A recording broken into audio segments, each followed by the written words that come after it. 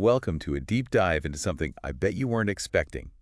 The link between autism and asthma. Absolutely. You've sent over some fascinating research on this, and to be honest with you, Right. I am really curious to see what we find when we really start digging in here. Yeah, it's a topic that doesn't really get talked about that much, but when you actually start connecting the dots between these two things, Yeah. it really makes you kind of stop and think.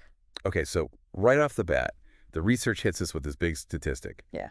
25% of autistic children also have asthma. Yeah. And I got to be honest, when I first saw that number, I thought to myself, whoa, that's got to be way higher than average, right? Oh, it's significantly higher. Okay. For sure. To put it into perspective for our listeners out there, that's over 3 times the rate of asthma in children who don't have autism. Wow, okay. Yeah. So it's not just a random overlap. There's something more going on here. Exactly. And this is where it starts to get interesting, Yes. right? We can't just view these as two separate conditions that just happen to occur at the same time in some individuals. Right. We've got to look at, okay, why could this be? Yeah. And one of the most interesting areas of research focuses on sensory processing, which, as you know, is a very central part of autism. Right, because when we talk about autism, sensory sensitivities are a big part of that, right? Yeah, and it's important to keep in mind that, autism is a spectrum, right? Of course. So these experiences can vary so much from person to person. Right. But for some individuals, certain sounds or textures, smells, think about it, even smells can be just completely overwhelming. Yeah. For example, imagine if you were incredibly sensitive to dust mites.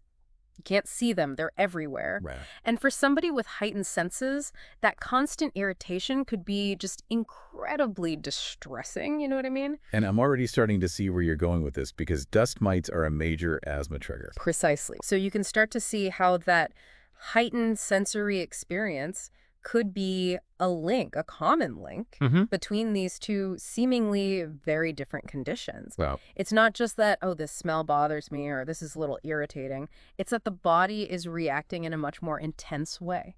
That's a really interesting way to look at it. So it's not necessarily that having autism causes asthma Right. in a direct way, but that the sensory experience of autism could potentially make someone more susceptible to those triggers. Exactly. And it doesn't even have to be full-blown asthma attacks we're talking about, like, in general. Right. The research also highlights that children with autism tend to just have more respiratory issues in general. Okay, so beyond asthma. So what are we talking about when we say respiratory issues? Like, what are some of the things? Think, like persistent coughing, maybe wheezing.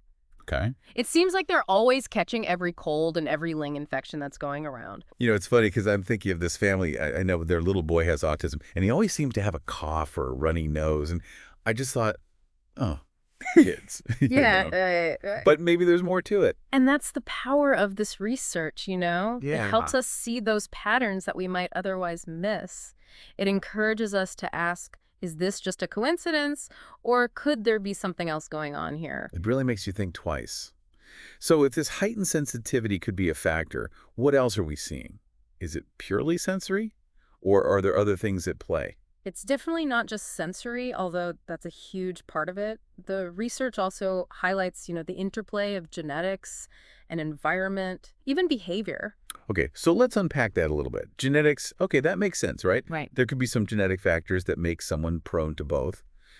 But what do we even mean by environment? Yeah, so environment can be a lot of things, right? We're talking about air quality is a big one. Think about, pollution levels, allergens in the home, like we were just talking about, dust mites, pet dander, mold, Right. even things like, strong scents from cleaning products or air fresheners.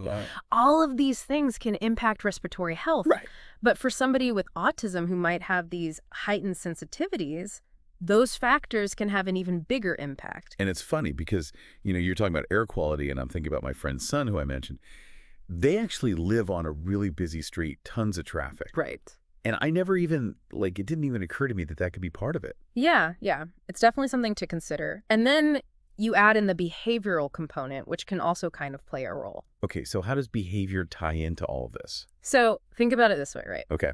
Some autistic individuals might have, they might engage in repetitive behaviors, things like flapping their hands or rocking, which totally fine, could be completely unrelated to their breathing. But if they're doing that, let's say in a dusty room, that could stir up allergens and inadvertently trigger those asthma symptoms. Oh, wow. See, I never would have even thought about that. So it's not even necessarily a conscious behavior related to breathing. It's more how those behaviors might impact, like, what's around them. Exactly.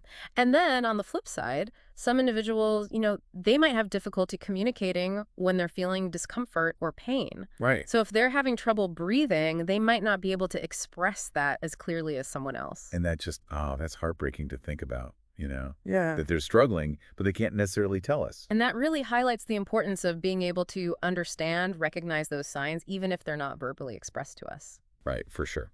So, okay, we've got this like complex interplay of genetics, sensory stuff, environmental triggers, and now behavioral factors all potentially contributing to this. Yeah. Is there anything in the research that gives us some hope here? Like, what can we actually do with this information? That's what I keep coming back to because it can feel a little overwhelming when you start talking about genetics and, sensory processing and all this stuff. Oh, absolutely. And it's not about, like trying to change who someone is at their core. Right. It's about understanding how we can best support their well-being. Exactly. So what can we actually do with all this information? Like, let's get down to some practical tips. Well, I think you hit the nail on the head when you said environment. Creating a really supportive home environment is huge. Oh, so what does that look like practically speaking? Think about it this way. We know we're dealing with potential sensitivities, triggers, things like that. Minimizing those wherever possible, that's key. So we're talking really being on top of cleaning, using HEPA filters and vacuums, washing bedding frequently in hot water, all that good stuff. Right. And for some, in something as simple as taking shoes off at the door to reduce how many allergens get tracked in, that can make a world of difference.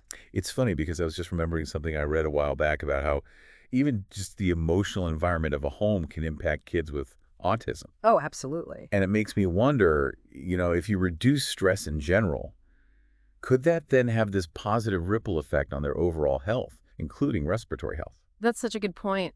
And it really speaks to the need for that holistic approach, right? We can't just focus on the symptoms in isolation. We have to look at the whole picture, the physical, the emotional, even the environmental. It's all connected. I love that. A holistic approach. Okay. Okay, so we've got creating that calm environment at home.